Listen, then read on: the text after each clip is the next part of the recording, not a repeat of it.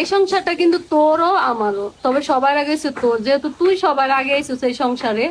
আমারে কিন্তু অনেকেই কমেন্ট করতেছেন যে আপনি যখন চলে গেছেন তখন তো বড় আপু যে আপনারা নিয়ে আসছে, এখন আপনি যে নিয়ে আসেন।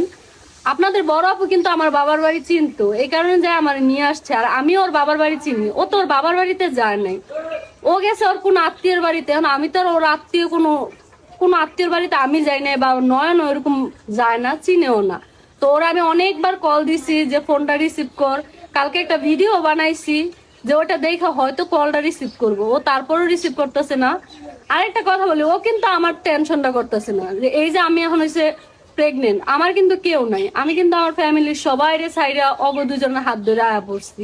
আর আমি যখন আমার ফ্যামিলির কাছে যামু, আমার ওই স্থানটাও নাই। কারণ এই যে এবার যাওয়ার পর কিন্তু আমার ডাইরেক্ট কইছে যে তুই আর যাইস না।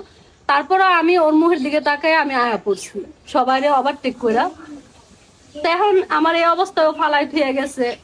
আমার আমি এক কথায়, ও যদি থাকতো আমার টেক কেয়ার করতো, আমি কিন্তু আমার মায়ের অভাবটাও বুঝি না।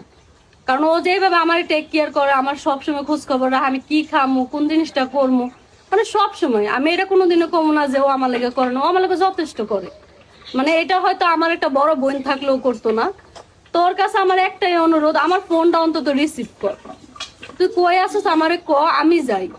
যেহেতু সমস্যা আমগো তিনজনের মধ্যে, আমরাই মিটমাট করি, কি লেগে মানুষকে বারবার আমাদের বলতে হইব যে আমাদের সমস্যা হয়েছে। কালকে রাত্রে কিন্তু আমি ওর আম্মুর লগে কথা কইছিলাম যে আন্টি কই আছে ও, সরি আন্টি না, ওর মারে তো আমি মাই ডাকি, যে মা কই আছে ও, কিন্তু ওর আম্মু বলে নাই। তো যাই হোক, যেহেতু ও রাগ করে গেছে, আমার একটাই কথা ওর কাছে, তোর লেগে আমগো দরজা সারা জীবন খোলা থাকবো, তো যখন ইচ্ছা হইব তুই আয়া পড়িস। কারণ মন ভালো হইলে মানুষ, এখন রাগের মাথায় অনেক কিছুই বলে, জানি একদিন তোর আর রাগ ভাঙবো, তুই আমগরে ছাড়া থাকতে পারবি না। যত যাই এখন মিডিয়ার সামনে বলস না কে, ক্যামেরার সামনে, এগুলো তোর মনের কথা না, এগুলো সবই তোর মুখের কথা। কারণ তোর মনের কথা আমরা জানি। আর তোর কাছে অনুরোধ, তুই আয়া পড়। আর আমি কিন্তু এরকমটা যে ওইব কোনোদিন ভাবিও নাই, সবসময় ভাবতাম যে আমরা দুজন একসাথে থাকবো। তুই ছাড়া বিশ্বাস কর, এই যে সংসারটা আজকে 2 দিন হয়ে গেছে গা, তুই নাই গা, মানে এত খালি খালি লাগতাছে, কোনো জায়গায় মন বইতাছে না। আর মনের ভিতরে কেমন একটা অশান্তি লাগতাছে। আমি এখন তোরে নিয়েই টেনশন করবো না, আমি আমার বাচ্চাটা পেটে, আমি ওরে নিয়ে টেনশন করবো।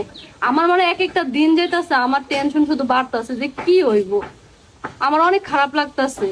আর প্লাস নয়নের অনেক খারাপ লাগতাছে, নয়নও ঠিক মতো কারোর লোক কথাবার্তা কয় না। তুই তো জানোসই যে ও আমাদের দুজনের কারোর লোকে ঝগড়াঝাটি হইলে ও দুজনের কারোর লোকে কথা বলতো না।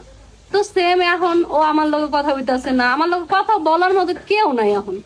আমার শাশুড়ি অসুস্থ, এটাও তো তুই জানো যে শাশুড়ি অসুস্থ।